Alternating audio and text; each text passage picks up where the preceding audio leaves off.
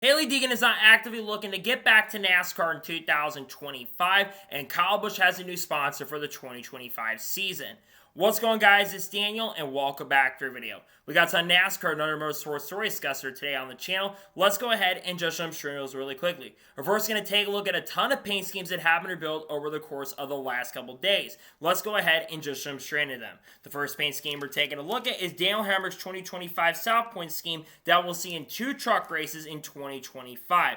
This scheme looks really good. I think McLaren knocked this one out of the park. Love the colors. It's really good looking. Looking forward to seeing on the racetrack this year. The next paint scheme we're taking a look at is Noah Gragson's 2025 Bastard Shops True Timber scheme that we'll see this weekend at the Clash. This looks really good. Front row knocked this one out of the park. I like the colors. There's good utilization of the sponsorship. It looks really solid. The next paint scheme we're taking a look at is Chris Buescher's 2025 Treetop Kroger scheme that we'll see this weekend at the Clash. Really like the scheme. I think RFK did a really solid job on this one overall. The colors do look really good. Looking forward to seeing on the racetrack this weekend. The next paint scheme we're taking a look at is Justin Haley's 2025 FOE scheme that we'll see this weekend at the Clash. Scheme's pretty good in my opinion. Always been a big fan of the FOE schemes that Justin Haley's had over the years. I think did a pretty good job on this one going this weekend at the Clash. The next paint scheme we're taking a look at is Chase Briscoe's 2025 Napa White scheme that we'll see this weekend at the Clash. This is a very similar scheme that Chase Briscoe had in 2024 when he ran the white scheme at the Clash last year in Los Angeles. I gotta say, this does look okay in my opinion. Not the biggest fan overall, but I do think it looks okay in my opinion. The next paint scheme we're taking a look at is Ty Dillon's 2025 Seabest scheme that we'll see in 20 races in 2025. This scheme looks very similar to one from last year in 2024, but honestly, there wasn't really anything wrong with it. I think they did a really solid job in the utilization of the sponsorship. I think it does look pretty solid, in my opinion. The next paint scheme we're taking a look at is Ross Chastain and Shane Van Gisbergen's 2025 Trackhouse schemes that we'll see this weekend at the Clash. I think both these cars actually look really good. I like they're bringing out the neon numbers for this weekend, and with it being a home base, why not try out do a test scheme this weekend? I think the 88 SVG one does look a little better in my opinion, but I think both do look pretty solid. The next paint scheme we're taking a look at is Carson Nosevar's 2025 Delaware Live scheme that we'll see this weekend at the Clash. This looks very similar to the one he had in 2024 and the one they had in 2023, but there really wasn't much you need to change with this one. I love the colors on it, and I think it does look pretty good. Can't wait to see it out on the racetrack. The next paint scheme we're taking a look at is Kyle Busch's 2025 Zone scheme that we'll see this weekend at the Clash and a couple of the races in 2025. Car looks very similar to 2024, but I thought last year's car did look pretty good. I think RCR once again did a pretty good job on this paint scheme. The next paint scheme we're taking a look at is Ty Gibbs' 2025 Monster Energy scheme that we'll see in a lot of races in 2025. I like the simplicity of this scheme. It's got a really nice look to it. I love the colors, the black, the monster look of it. It looks really good. I think Joe Gibbs Racing nailed this one in my opinion. The next paint scheme we're taking a look at is AJ Allmendinger's 2025 Campers in RV scheme that we'll see this weekend at the Clash. Looks very similar to the scheme that he had last year in the NASCAR Xfinity Series. I think this one looks alright in my opinion. I think that Call did an okay job. We'll see what AJ can do in this paint scheme. The next paint scheme we're taking a look at is Austin Cinders' 2025 Freightliner scheme that we'll see in quite a few races in 2025. This is a massive downgrade for me. The one they've had the last couple years, the Tron look, has looked really good. I think Penske dropped the ball on this one personally. It doesn't look that great in my opinion. I think they could have done a better job. I'm glad they went simplistic in a way, but same token, same time, this is definitely a downgrade for Penske. The next paint scheme we're taking a look at is Tim Brown's 2025 Daily O scheme that we'll see this weekend at the Clash. Pretty good looking scheme in my opinion. I think that Rick Ward did a solid job on this one, and I'm definitely looking forward to seeing on the racetrack this weekend at the Clash at Bowman Gray. Next paint scheme we're taking a look at is Shane Van Gisbergen's 2025 WeatherTech Red Bull scheme that we'll see throughout the 2025 year. There really aren't any major changes this one except the fact there is a Red Bull logo on the car now, but I think you need to do that, especially with him being a Red Bull athlete. I think it's a nice touch to have it on the A post of the car for this year. The next paint scheme we're taking a look at is Dawson Sutton's 2025 Rackley scheme that we'll see throughout all of 2025. Scheme was very similar to Ty Dillon's last year. Some differences, of course, with the number and everything, but I think they did an okay job on the scheme for sure. And the final paint scheme we're taking a look at is Ryan Ellis's 2025 Classic Collision scheme that we'll see in 10 races in 2025. This looks very similar, or actually a little bit different than the one they had that we're probably going to use this year. They didn't use this one at the test recently, but honestly, nothing wrong with it. I think they did a solid job, all things considered, on it for sure. Looking forward to see what Ryan Ellis can do in this scheme this weekend.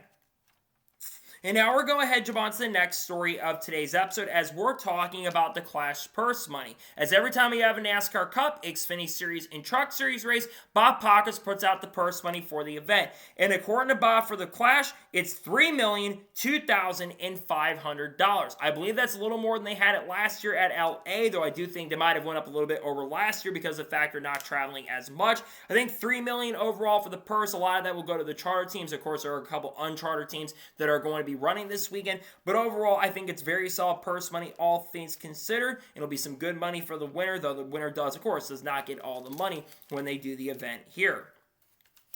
And now we're going ahead to jump on to the next story of today's episode as we're talking about Corey Kent. As it was announced earlier today and reported by Bob Pockers that Corey Kent will perform the pre-race concert for the Cup Series at Circuit of the Americas. Corey Kent, for those who don't know, has been on the rise over the course of the last couple of years in the country music scene. He's had a couple pretty decent-sized hits in the country music scene, and I think he's had some pretty good music come out as well. It's also not a bad choice considering a lot of country stuff does come from the Austin area, so it does make some sense, but I do also think it's a little bit of an interesting choice to go ahead and bring him in, and I think he'll do a solid job in the pre-race concert overall, in my honest opinion. And now we're going ahead and jump on to the next story of today's episode as we're talking about Chris Powell. As it was announced yesterday early morning that Chris Powell has confirmed that he will retire after the Cup Series race at Las Vegas Motor Speedway, effective immediately after the race concludes. Chris Powell has been with Las Vegas Motor Speedway as the president since 1998 when the Speedway Motorsports Incorporated branding came over Las Vegas Motor Speedway almost 30 years ago. He's been there for a long time. He was around when the reconfiguration happened with the track with the progressive banking around 2006 to 2007, and he's been around for a very long time, about the time the sport began to peak. I think Chris Powell's done a solid job as the president of Las Vegas Motor Speedway. He has really helped Las Vegas be able to get a couple extra dates on the schedule, and I think he's done a really solid job as the president of the track. We thank him for all his contributions to Las Vegas Motor Speedway. It's going to be sad to see someone who's been there for a long time go, but sometimes you do have to move on and try different things. I really hope whoever comes in to become the president can do as good as he's done. I think, like I said, Chris Powell has been a pretty good president of the track, in my honest opinion. And now we're going ahead and jump on to the next story of today's episode as we're talking about Dale Sr. and Dale Jr. As it was reported by Adam Stern last night that Dale Sr. and Dale Jr. remain a force in merch sales in 2024, with both remaining in the top 10 when it comes to current or former athletes in the top 10 of merchandise sales. This should not shock or surprise anybody. Look, despite the fact Dale Jr. has been retired for now 7 or 8 years, and of course Dale Sr. not been around for a long time, it's not really shocking or surprising that they still get a lot of support regardless when it comes to merchandise sales. And a lot of the sales for Dale Jr. came from the Budweiser stuff, with him bringing the Budweiser paint scheme, among other things, back for this year. They're going to run that car, I think, in a couple races in 2025. It wasn't shocking or surprising to see this. Now, hopefully down the road, people like Kyle Larson, Chase Elliott, Kyle Busch, Ross Chastain, Shane Van Gisbergen, and of course other people like Bubba Wallace can move the needle down the road. But again, I'm not shocked and surprised to see that Dale Sr. Dale Jr. still get massive amounts of merch sales as people still recognize those names to this day. I'm not shocked and surprised to see that this is happening. In my honest opinion, they continue to get a ton of merch sales. I really hope it does change going forward, but I'm not sure if that is going to happen, to be honest with you.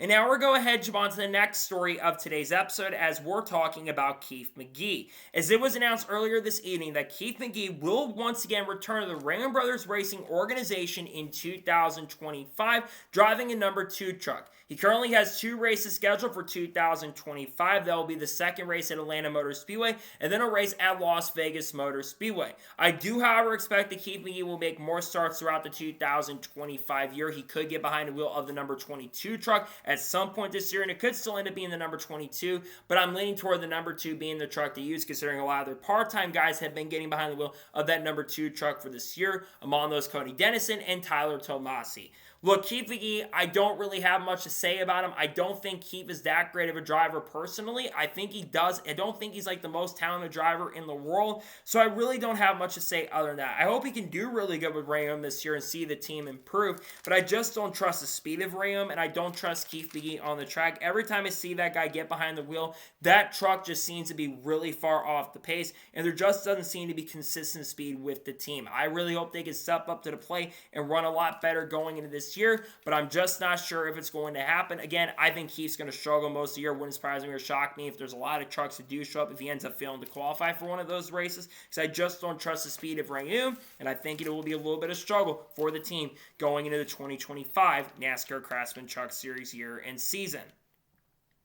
And now we're going ahead to jump on to the next story of today's episode as we're talking about Lance. As it was announced yesterday afternoon that Lance will sponsor Chase Briscoe in 2025 and sponsor as an associate sponsor for Joe Gibbs Racing throughout the 2025 season. There will be an associate sponsor for Chase Briscoe in every single race in 2025, and it's also been confirmed that Chase Briscoe will make a one-off Xfinity Series start with Joe Gibbs Racing in 2025, as they will be the primary sponsor for the number 19 car at Charlotte in the NASCAR Xfinity Series later in the next couple of months.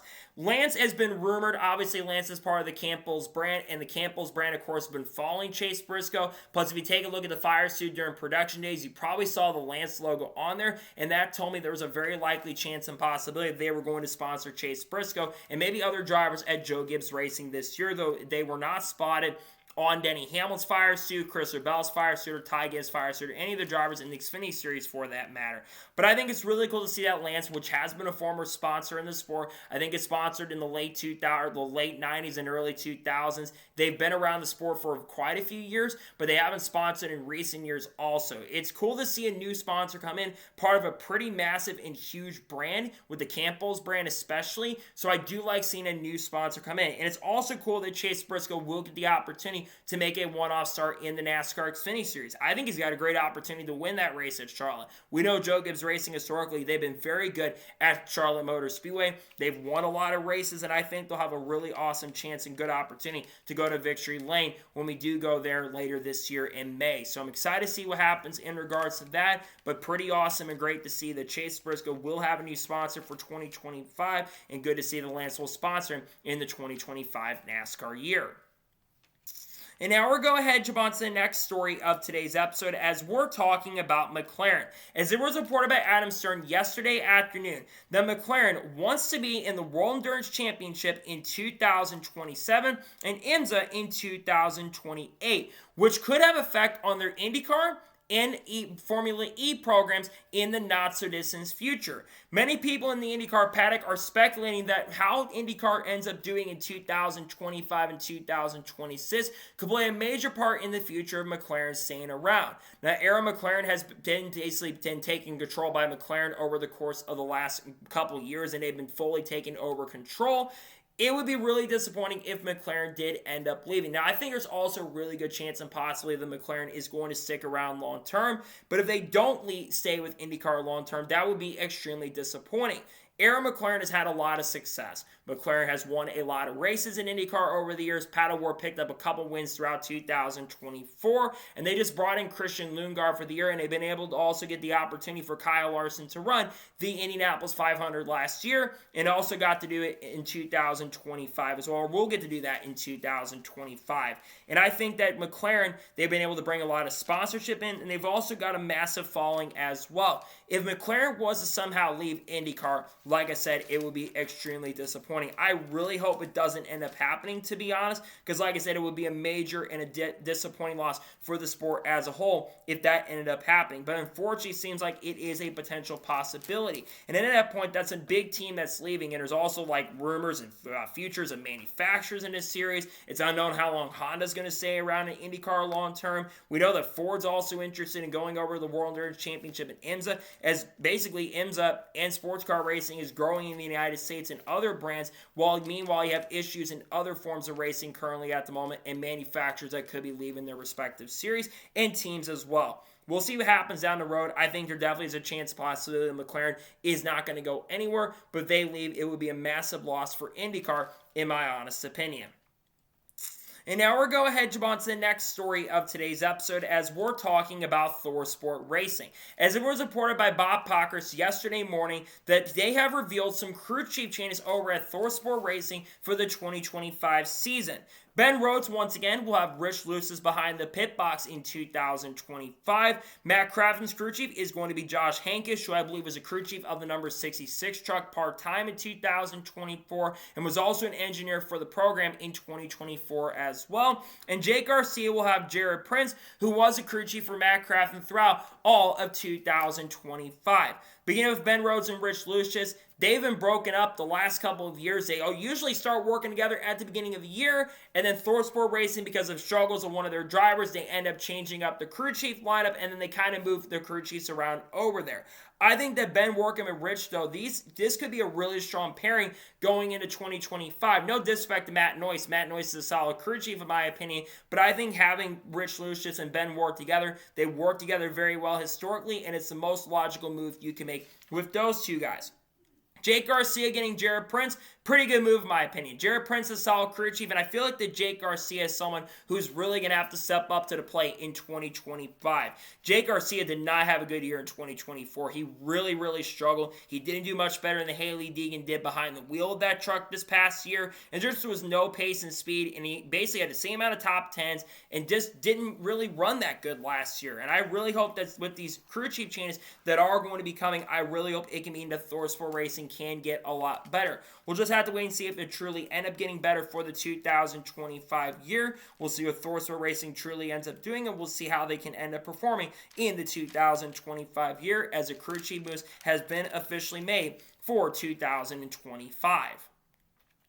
And now we're going to head on to the next story of today's episode as we're talking about Tower Motorsports. As it was shockingly announced earlier this evening that Tower Motorsports has been disqualified at the Rolex 24 and they have lost their win in the LMP2 class. The win now goes to the number 22 United Autosport Orca. So that means that Ryan Diel and a couple other people part of the number 22 team and Paul DeResta as well have been given the win in victory. From what I understand, I think it was something in the rear that broke on the car. It doesn't seem like it was a cheating situation. It just seemed like something as of course, they were on the racetrack for 24 hours and I think they had a couple incidents that car ended up having on the track. They got into some damage. They got into a couple incidents on the track. I think they might have had some contact with Felix Rosenquist throughout the event as well. And they got some penalties end up taking place. It seemed like something on the rear broke on that car, and it cost them the win, unfortunately. Now, Sebastian Bourdais released a statement as well, because he, of course, was a driver who was behind the wheel of that number 8 car at the end of the race.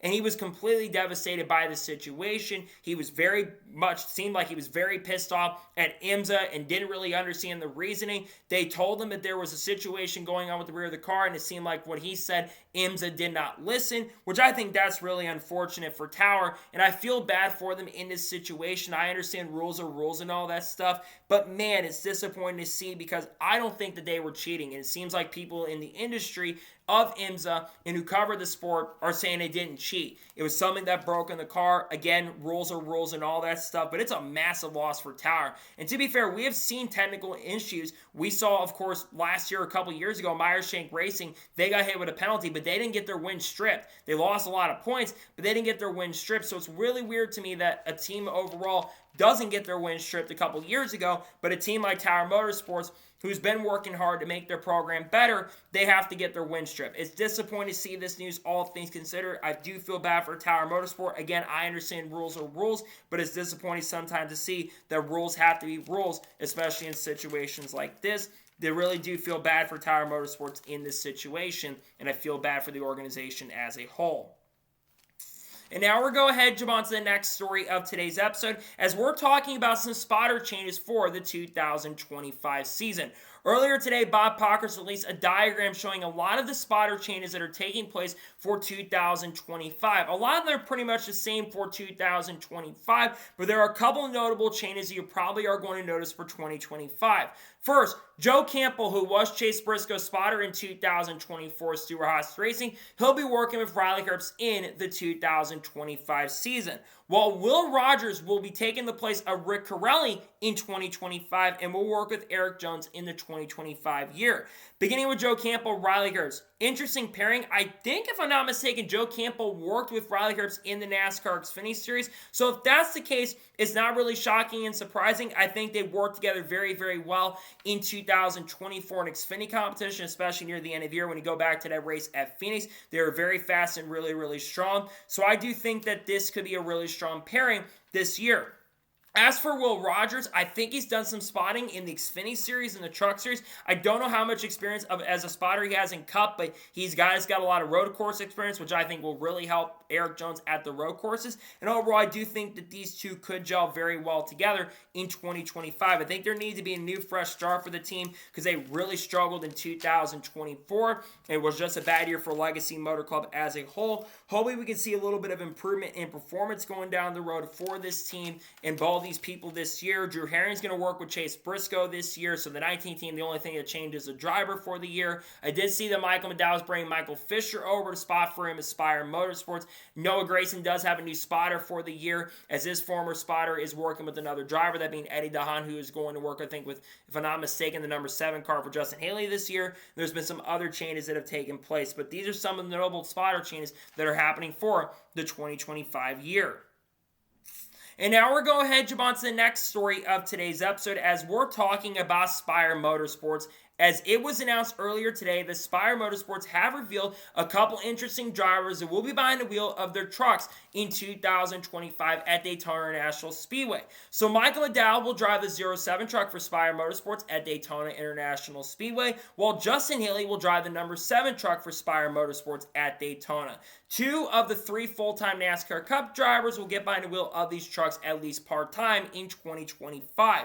This will be the first time that Michael McDowell has competed in the Craftsman Truck Series since when ThorSport Racing was a Chevy brand. He drove the number 98 truck, I believe, all the way back to like 2009 or 2010, and he had some okay stats in the Truck Series the last time he ran, and made a few starts also for Michael Waltrip Racing in the Craftsman Truck Series back in the late 2000s. Justin Haley has not competed in truck competition, I believe, since all the way back in 2018, or 2019, I should say, when he was full-time with GMS Racing. In 2018, he made the championship 4. Then in 2019, he got promoted to the NASCAR Xfinity Series with Colleague Racing.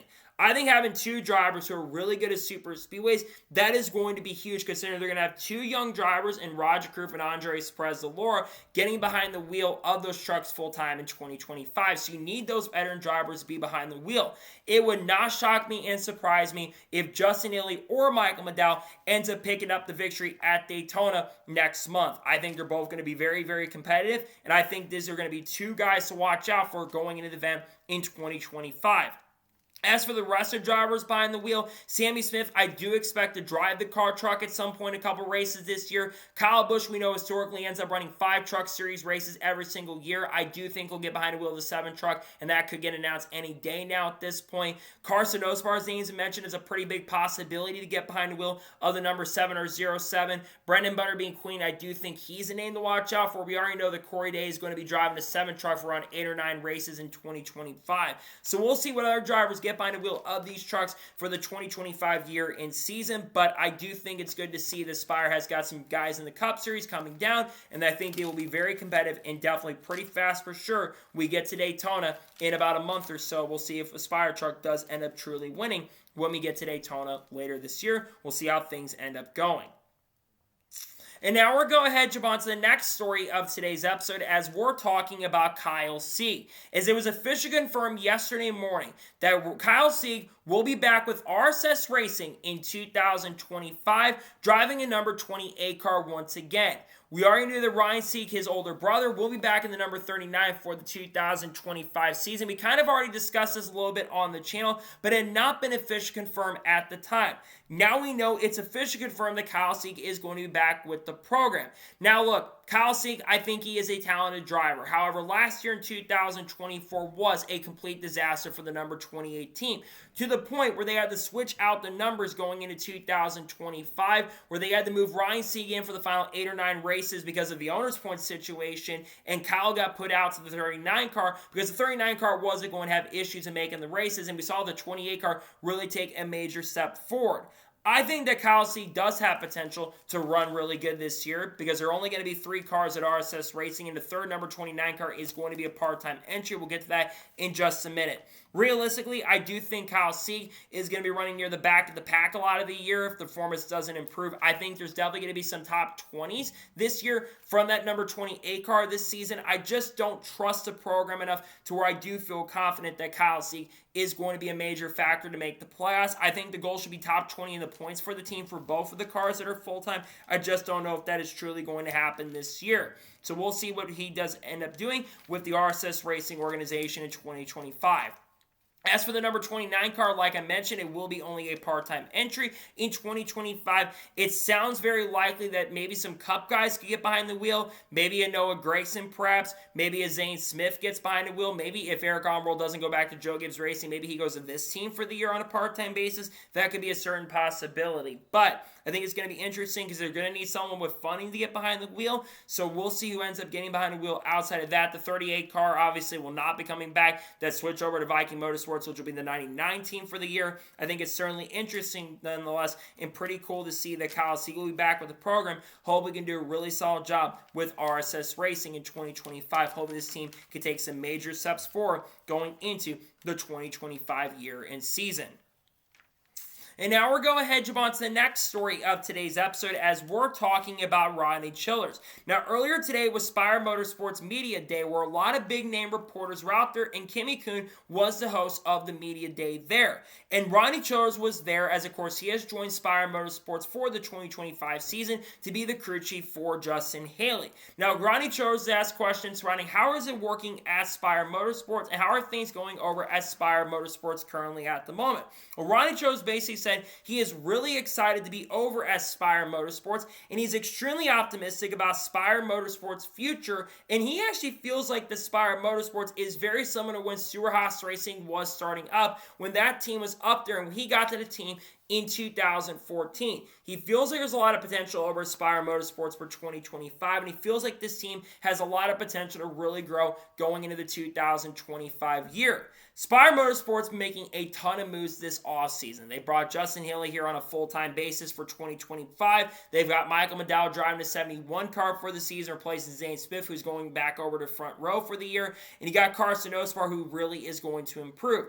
On top of that as well, you've got a 4th potential part-time Spire car for the year, most likely showing up. I would not be surprised if you see Connor Zilch or Raj Krupp make some starts in that car this year. But I think that Spire is one of those teams that is one to watch going into the 2025 season. There's a lot of potential with this program. There's a lot that I could say about this team, and I really like the future and the confidence that the organization is having currently at the moment. And I think there could be a potential possibility that a Spire Motorsports car could end up making the playoffs this year. What about Justin Haley? Justin Haley's a really good super speedway racer. While I do think he's got a really good opportunity to win the Truck Series race at Daytona, I think he's also got a really good chance to win a super speedway race this year. And what about some intermediates? That could certainly be a possibility as well. I think there definitely needs to be optimism, and you've got to be confident in your program if you're really going to want to do good. I do genuinely really have a lot of hope that Spire is going to be one of these teams that could break out. I'm looking at the drivers they have this year, right? I think all 3 will finish in the top 25 in the points for sure. And I think the most likely driver who will make the playoffs is Carson Hocevar. Carson Hocevar last year was extremely impressive in 2024, had that really impressive race in Homestead. If he can clean up a lot of the errors and mistakes, I think it's very likely he will make the playoffs in 2025. So we'll see how things go for Spire going into the year, but I really like the confidence from Rodney Childers. I like that he's really happy about the team's future, and I think this is going to be a team that could be a Cup Series championship caliber team by the end of this decade. We're only about 5 years away from that at this point, but I do like where things are headed over for Spire Motorsports going into the year, and I like a lot of things that Rodney Childers is saying, as I think Rodney and Justin are really going to hit it off in 2025. And now we're going to go ahead and jump on to the next story of today's episode as we're talking about Kyle Larson and Joey Logano, as both expressed their thoughts very recently around the playoff format, and another one had a little bit of a cockiness in regards to how he feels going into 2025. So obviously we talked about this on the channel a couple days ago, but NASCAR will not be changed in a playoff format going into 2025, despite the fact there was a lot of frustration and anger from the fans, including myself, on this channel. And of course, NASCAR said they may make some changes in 2026, but I think a lot of fans would have liked to see changes for 2025. Well, Kyle Larson basically spoke on the format. He basically went on to say, I've already got a championship at this point, so I'm not going to get as frustrated as I would be had I not had a NASCAR Cup Series championship at this point. But he says something very, very interesting. He said you can win 20 to 25 races in a year and still end up losing the championship at the end of the day. And he says because of how Team Penske and how good they are at the track, if your team is really good at this track and hit on it really good, you very much likely could end up winning the championship, despite the fact you struggle a lot in the year. And what Kyle Larson said is very true. Again, you can run very, very good all year, and if you don't really do good for one race and it comes down to one race championship, then you have a lot of this stuff there. And having a one race championship, like I've always said, is not the best way to crown a champion. I would really love to see NASCAR go back to having like maybe a full season format. I don't think they're going to do that, but if we're going to do a playoff system going down the road, I do think that they need to go back to having like the 10 race chase. That's how I think they should do it. I've not been a big fan of this playoff format for a very, very long time. I think what we had from 2017 to 2024 is better than what we had a few years ago, back in 2014 to 2016, but still, there's a lot of work that needs to be done with this playoff format, clearly. As for Joey Logano's comments, Joey Logano was asked about a lot of the stuff and a lot of the noise that came out from a lot of the fans and the frustration going into the year. And Joey Logano had a little bit of a cocky attitude, it seemed like, by basically saying, hey, Bob, I can't hear anybody with all these rings and these championships in my ear. I really can't hear it. Now, for people being mad at Joey Logano, don't hate the player, hate the game. Joey Logano did what he had to do in this format. As much as I don't think Joey Logano fully deserved the championship, he won with the current system we have. But Joey Logano and the cockiness, I think, is a good thing. If you feel like you've earned the right to talk your crap, you have earned the right to do it. And Joey Logano has earned the right to do it. Joey Logano has 36 career Cup Series wins, 3 championships at this point. Whether you like how he earned it in the format or not, he still has got 3 championships under his belt. Not many drivers in NASCAR Cup Series history can really say that at this point. So if Joey Logano wants to have the cocky nature, he should be able to have it. Just like Kyle Larson also should be able to have the cocky nature, because he's also earned the right to have it if he feels the way to express his opinion. So I don't want people getting mad at Joey Logano for what he said. I also think Logano, what he said was a little bit true. And also what Kyle Larson said was also pretty true as well. So to me, I don't blame them for saying what they said, and I do think that both expressed some very interesting opinions, and I think it was certainly interesting to hear how both feel about certain systems and things, in my honest opinion. And now we're going ahead and jump on to the next story of today's episode, as we're talking about the Rockingham organizational test. So earlier this week, yesterday and today, many teams in the NASCAR Xfinity Series and Truck Series were doing an organizational test to get the cars up to speed and get them prepared for the racing that's going to take place on Easter weekend on April 19th and 20th. Among the big names that were at this organizational test was Kasey Kahne. Remember, we talked about this on the channel, but it was confirmed a couple weeks ago that Kasey Kahne will be back in the NASCAR Xfinity Series for the first time in a very long time, driving a number 33 car for Rich Schultz Racing in the Xfinity Series. And Kasey Kahne, during this organizational test, was super fast and really, really quick. I think he was 4th or 5th overall in both days in the NASCAR Xfinity Series and was very, very strong. So I look for Kasey Kahne to be very quick when we do go racing there in a couple months from now. Continuing on, the speeds. Very quick, especially when you have a repave. A lot of times, you have really, really quick speeds. The Truck Series, they were going in 22.5 seconds yesterday, and I think the fastest was like guys like Lane Riggs and Caden Honeycutt. Those guys were very, very strong in those test sessions today. And then earlier today, Gio Ruggiero, who's going to be full-time with the number 17 truck this year, he was the quickest with like a 21.9 second lap. Judging by that, the speeds and the pace of these races are going to be very, very quick. I expect a truck race, which I think is only going to be around 200 laps this time around. I think though that race is going to be super, super quick. Probably under 2 hours most likely if they're going in 21 to 20 second laps. Now granted, I do think as they get more onto the track, the more the pace is going to slow down, and as the track withers a little bit and gets a little more age on it, which will probably happen not too far down the road, I think that will happen. As for some of the notable names that were extremely quick during the test session, Ryan Sieg was one of the fastest cars, which is really big considering how fast he was at the end of last year. He showed some really strong speed at the organizational test. Corey Day was another driver who basically turned the most laps of anybody over the test, which is going to be really important considering he's going to be driving part-time for Hendrick Motorsports in the NASCAR Xfinity Series this year, and of course running in a ton of Truck Series races with Spire Motorsports. He did some testing with Spire and Trucks and Hendrick and Xfinity. And then Ty Majeski also showed some really good speed. Some of the notable teams that weren't that quick, which were shocks and surprises to me. Raymond Brothers wasn't that quick. They weren't really fast. Frankie struggled, the slowest truck on the track, though he did pick up speed a little bit. And some of the other teams that show really good speed. Connor Zillich, really fast overall, combined on the averages. Basically, I did see Sammy Smith show some speed. Dale Hamrick did pick up the speed a little bit during the test session, but he did struggle a little bit, which is a little bit concerning, because especially after how disappointing his race in the ARCA West event was this past week at Kern County. It just overall, I'm a little worried about Hamrick, but I think things will get better as time progresses and goes on. But you think about the organizational test. This test was really, really important because it's the first time we've seen NASCAR series at the track in over a decade. Xfinity, it's been 20-something years. In the Truck Series, it's been since 2013. And Kyle Larson was the last winner at the track. So I think that it's good to see them back there. Fans actually showed up, unlike what Corey LaJoie said, which we're going to talk about here in just a short little bit. But I think that it was really cool to see them on the track. Big names like Sam Mayer, Sheldon Creed were at the test and doing it with the Haas Factory team. You had the new Cope Racing team with Thomas Annunziata, Leland Honeyman Jr. Leland had a pretty dang good save that's been on social media. And I think the drivers are happy. I know Lane Riggs said that the Cup Series should be racing at the track, and I do completely agree on that. It was overall really awesome to see that NASCAR cars are back on the track in Rockingham, and I cannot wait till April 19th when the Xfinity Series and the Truck Series will race there in a couple months from now. And now we're going to jump on to the next story of today's episode as we're talking about Corey LaJoie. Now, we talked about this on the channel, but Corey LaJoie, we know, will be driving part-time for Rick Ware Racing in the NASCAR Cup Series this year, driving a 0-1 car for Rick Ware. He will be attempting to qualify for the Daytona 500 this year and will run around 5 to 10 NASCAR Cup races in 2025.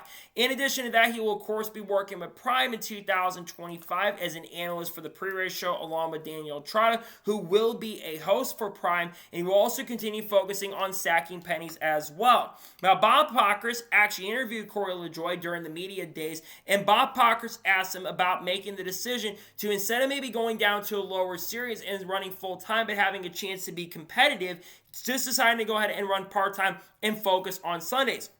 Well, Corey LaJoie had a very interesting comment to say about this. He basically kind of called out the Truck Series and the Xfinity Series by basically saying, I want to focus on Sundays. You see these guys go down to the Truck Series and Xfinity Series and become lifers, and nobody really watches them. He said, 12, do I want to go down there and go and compete in basically 12 people in the grandstands? No, absolutely not. I want to be focused on Sundays with the best of the best in the field. When those comments came out from Corey LaJoie, there were a lot of people that were really angry and upset, especially team owners in Xfinity Series and Truck Series. And to be honest, their anger and frustration was completely justified. I kind of understand a tiny bit of where Corey LaJoie is coming from, but he did not say it correctly, and it came out sounding very cocky and very, very rude. Corey, you have not won a race in the Truck Series and Xfinity Series. You also have not won any races in the top 3 divisions at all. People have actually raced in the Xfinity Series and the Truck Series and have made really great careers. Ron Hornaday Jr., the second winningest driver in NASCAR Truck Series history with 52 or 53 wins. He is a NASCAR Hall of Famer. Mike Stefanik, one of the greatest modified drivers ever. He's a NASCAR Hall of Famer. People like Justin Allgaier, Sam Ard, Jack Ingram, people like your father, Randy LaJoie, are either Hall of Famers already or borderline and potential Hall of Famers down the road. To me, Corey, it sounded very, very cocky and disrespectful. And don't sit here and say that nobody's watching. Yes, the Cup Series is the pinnacle. I think we all know that the Cup Series is the pinnacle of racing. And you always, of course, want to reach the Cup level. And there's no denying that. But I feel like that these comments were just so unnecessary from Corey.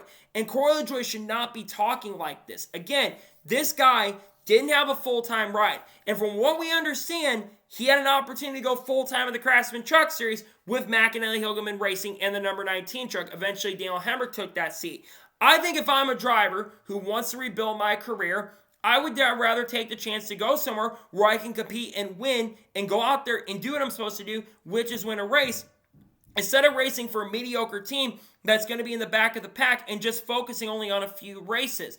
Look at John Hunter Nemechek, for example. John Nemechek was struggling front row as a rookie. He could have stayed with front row, but he decided to take a different approach and went down to the Truck Series. And guess what? He has the opportunity now to work with Legacy Motor Club. He's still with them in 2025. He got to run full-time in Xfinity, got 8 or 9 wins in a single season, and he won a couple of Xfinity races this past year in 2024.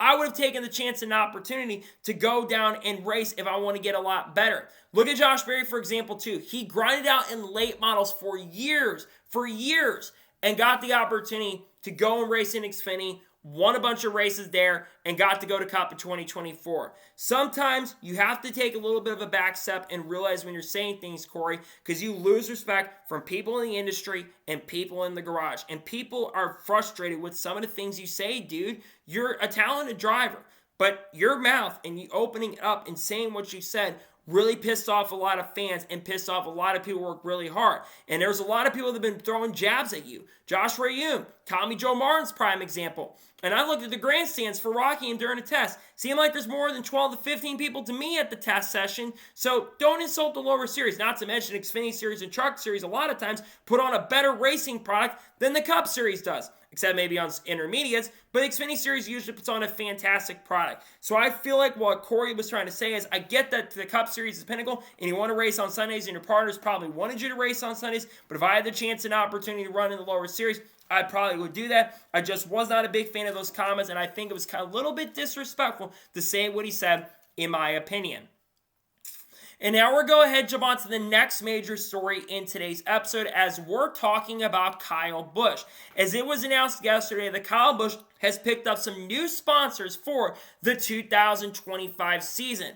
We're going to know that Zone will be back to sponsor Kyle Busch for quite a few races in 2025, including this weekend at the Clash, and I would have to think probably at this year's Daytona 500 as well. And it also seems like Morgan & Morgan is back to sponsor Kyle Busch. When you got the Zone paint scheme revealed, it looked like that Morgan & Morgan was also going to be back for 2025. But he has a new sponsor for the 2025 season, and it's going to be Bank OZK.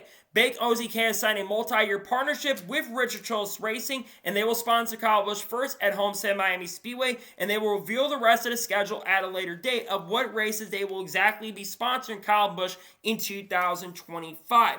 We also know that Xenix, which was on Kyle Busch's Fire Suit doing production days not too long ago, they also will sponsor Kyle Busch in the 2025 season, likely in a few races this year. Bank OZK is a big bank in the United States. I believe they've been working with NASCAR teams over the years, and I think they've had some really good branding, but I believe this is the first time that Bank OZK has actually sponsored a NASCAR car. That they're a pretty big bank, like I said, across the United States. And it's really huge to see that Kyle Busch is picking up still more sponsors. Because we go back to the Joe Gibbs Racing situation a couple years ago when Kyle Busch was in a contract year with the team at Joe Gibbs Racing. One of the biggest things and reasons why Kyle Busch didn't stay at Joe Gibbs Racing is because they couldn't find that big sponsor they were really, really desperately looking for. They were talking about trying to pick up Oracle after M&M's left after 2022, and Oracle decided to stay with Red Bull and focus on them, which has really paid off for them because they've seen Red Bull be one of the best teams over the last few years in Formula One. But they were trying to pick up the Oracle sponsorship, and it didn't work out. Kyle Busch has taken a different approach on the sponsorship side of things, and he's been able to pick up some really big sponsors. And some of those big sponsors, yes, they don't sponsor for a ton of events, but they stick around because they don't have to pay as much. And sponsorship models have changed quite a bit. Granted, with Joe Gibbs Racing, you've got Bass Pro staying on for every single race this year with Chase Briscoe, but that's not the point.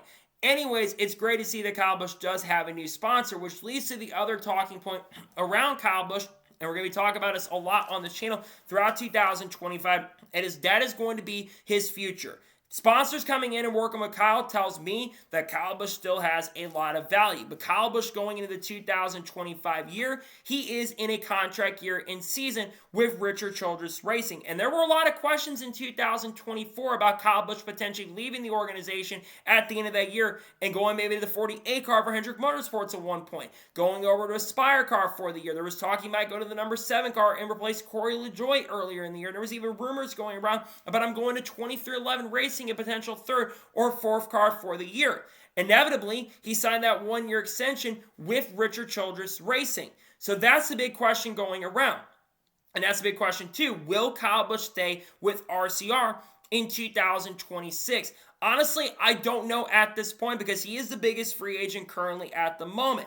I think there's a really good chance if RCR does not perform at a very strong note in 2025, I think there's a really good chance and possibility that Kyle Busch will truly end up leaving the program. Because if they're struggling like they did in 2024, I don't think a lot of Kyle Busch fans are going to want to deal with that going forward. And I also don't think a lot at Kyle Busch is going to want to put up with another really bad season.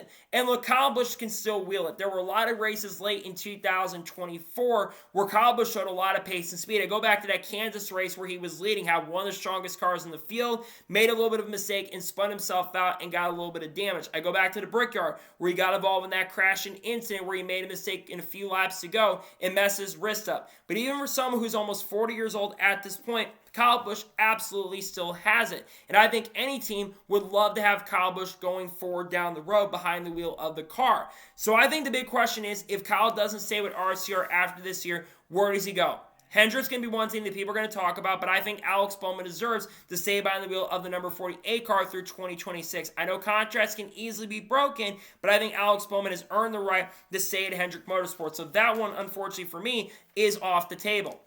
2311 could be an option, and I wouldn't rule that out as a possibility, but you can't run 4 full-time cars unless the 4th car is unchartered, and we don't really know what the situation with the lawsuit's going to be going on because Bubba Wallace is signed through 26, Reddick's got a pretty long contract, and Riley Herbst has a contract through 2026.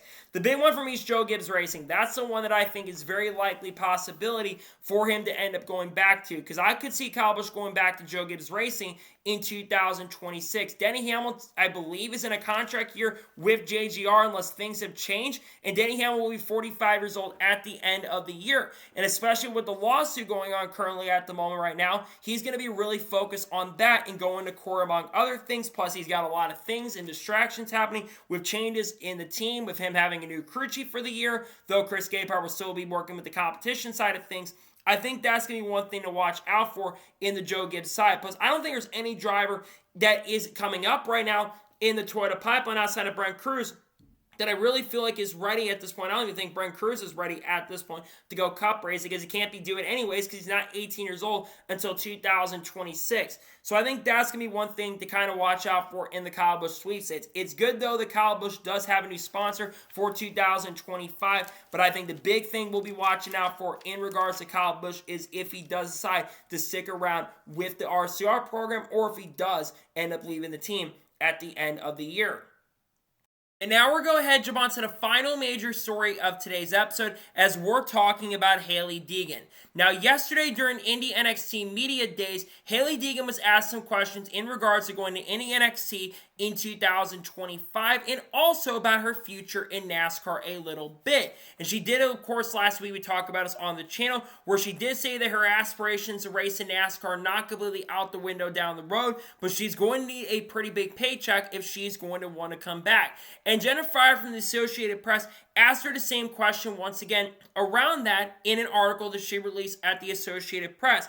And Hailie Deegan did confirm that she is not actively looking for a ride in the NASCAR Xfinity Series or any NASCAR series in particular. However, she says, but if a big paycheck did come in and there was a lot of money and a sponsor wanted to spend millions on me, I would definitely do it and I would come back to NASCAR and race in there. Hailie Deegan, of course, where I know will be full-time in Indy NXT in 2025, driving number 38 car for HMD Motorsports, who's one of the top dogs in Indy NXT. Henry Malukas, who's his father, Dave Malukas, who of course will go full-time this year with the AJ Foyt Racing organization, which is part of the Team Penske brand. She is going to have a lot of big shoes to fill going into 2025 and a lot of pressure. But going back to her opportunity to come back in NASCAR, Hailie Deegan, we all know, really struggled in NASCAR competition, right? After being really strong in the ARCA West Series in 2018 and 2019, where she was extremely competitive and showed a lot of really good pace and really strong speed that year and getting a couple victories during that time, After that, she went to ARCA in 2020. She left the Toyota stable, and then she went to Ford, and she got a runner finish at Daytona and had a couple really good runs, but she finished 4th or 5th in the points, but that's 4th or 5th of 5 full-time drivers. She really kind of didn't do that great in ARCA, and then in 2021, she moved up full-time to the Truck Series as a rookie and didn't do that great, and she never really improved in trucks. Then in 2024, she moved up full-time to the NASCAR Xfinity Series with AM Racing, and she really struggled with AM Racing. Now, granted, it was not all her fault of what happened over there at AM Racing. She was clearly not prepared to be full-time in Xfinity competition at the time, but AM Racing also made the wrong decision by not having a veteran guidance over there, and the team was just far behind. I mean, Joe Logano explained it at Chicago. There were issues with setups, and Joe Logano was talking about trying to help them make setups as a driver, which isn't his goal. That shouldn't be the goal for the team. And they still really struggle. They weren't super fast at the testing recently with Harrison Burton, though I will say they did improve as time went on. I do think that Deegan did struggle a lot in the NASCAR Xfinity Series, and I think some of it was her fault, but I also do think that a lot of it was the issues of AM Racing. Like I said, AM Racing was not ready to put a driver like her behind the wheel, and I think they needed a veteran guidance over at that program. And Joe Williams even didn't blame her for it. And I think we talk about Hailie Deegan quite a bit, and I don't think that Hailie Deegan is out of the realm possibly of ever coming back to the sport, but I also think there's a lot of questions about if she will ever come back. Now, we do have to remember one thing around Hailie Deegan. She is still a relatively young race car driver. She is only 23 years old. She will be 24 around late July, but she still has time and opportunity. She's not like Danica Patrick, who got to the sport at like 28 or 29 and then basically left around the time she was like 33 or 34. No, she still has about a 10 or 11 years at this point where I think she definitely can come back to the sport. I don't think it will be full-time ever again. I think a lot of her focus will be on Indy NXT going into 2025 with HMD Motorsports. But I could definitely see her coming back and doing a one-off return with a team and organization. Maybe like a big team takes a chance at her. What about RSS Racing, for example? RSS is going to have a third part-time entry. I could definitely see her if a big sponsor like Monster wants to work with her in a big way. I could definitely see them sponsoring her in that one-off return. I certainly think that's a possibility. I think she was given a lot of chances. I think we all gave her a lot of chances. I'll include myself on that, where I really wanted to see her perform very good. And I think we all know, like I said, that she wasn't going to perform at a very, very strong level. But I definitely do think that down the road, I'd like to see her maybe come back and do a one-off or two-off. Again, I don't see, like I said, I don't see her ever coming back and racing full-time in the sport. I just don't realistically see that at this point. You need massive sponsorship, and I think some of those sponsors didn't want to support her because of the lack of production on the track. And some of those sponsors, they want someone that's going to produce on the racetrack. And yes, sure, she's got a massive social media following. There's no question on that. But I think sometimes those sponsors that want you to work on your social media, because she's got a massive YouTube fan base and a huge fan base as well on social media, because she's getting a lot of attention. She's going to bring a lot of people to Indy NXT this year. I do think that some of that attention can be positive, but also negative in a way too. And there was a lot of people that were criticizing her. Some of it justified, some of it not for sure. And I think that some people are going to talk about her in a negative light. And I do want to see her succeed in Indy NXT as we kind of transition to that for a second. I really hope she can succeed in Indy NXT. And if she can carve out a really strong career in IndyCar, I would love to see that. Do I think that's fully going to happen? I just don't know at this point. I'm really kind of skeptical on seeing her end up performing at a really strong note in Indy NXT. She wasn't really that fast in her first test session. Now, granted, she did improve as time went on, but I hope she can do very, very good going into this year. We'll have to see how Hailie Deegan does truly end up doing in 2025. I'd like to see her do very good in Indy NXT this year. Now, like I said, I'd also like to see her come back and maybe make a one-off or two-off down the road, but as of right now, she's not planning to make a comeback in the sport at this point, and I think the full focus as she'll transition in NXT this year, her full focus is currently on that, which I don't blame her for. Honestly, I think if you want to focus on a series where you actually be very competitive and you might have a chance to win, I would definitely take a chance to do that. So we'll see what happens for Hailie Deegan down the road, but as of now, she's not planning to make a comeback to the sport in 2025. So, that is going to be today's long NASCAR news and motorsports news episode. I want to thank you guys for watching. Please subscribe to the channel, notifications on, so if I win a video, it does go live on my channel. Follow me on Twitter, Facebook, and Instagram, and support me on Patreon as well. List description below that, and comment your thoughts below on today's episode. You ever see Hailie Deegan coming back to NASCAR? No. Let me know your thoughts in the comments below. And what are your thoughts about Kyle Busch having a new sponsor? Do you think he'll stay at RCR past this year? Let me know your thoughts in the comments below. If there's any major news that does break later today, we'll discuss here live on the channel. If not, the next time you see me, you'll be seeing race picks for the NASCAR Cup Series race for the Cookout Clash. You might also be seeing another video later that day as well. Saturday, we'll be doing a little bit of an early look and updated look at the Truck Series lineup, and we're also going to be doing a paint scheme video most likely as well that day. And then Sunday, we will have the Xfinity Series lineup video and the reactions to that is 7.5 heat reactions, of course, on Saturday. And Monday, we should have a NASCAR news video dropping. We have content of people like Hailie Deegan, Shane Van Gisbergen, Carl Edwards, Kurt Busch, Kyle Busch, Bubba Wallace, people like Connor Zillish, Junior Motorsports, Eric Almirola, Chandler Smith, Sam Mayer, Sheldon Creed, Cletus McFarland, Matt DiBenedetto, Frankie Muniz, other big names like Carson Quaffle, other big names like Ross Chastain, Daniel Suarez, all that good stuff will be dropping very, very soon on this channel. And Tony Breidinger as well. Expect to see a lot of that content coming out very soon on the channel. So anyways, like I said, I want to thank you guys for watching today's episode, and I'll see you guys next time for more good, awesome NASCAR content and other motorsports content on the channel like this. Take care, everybody.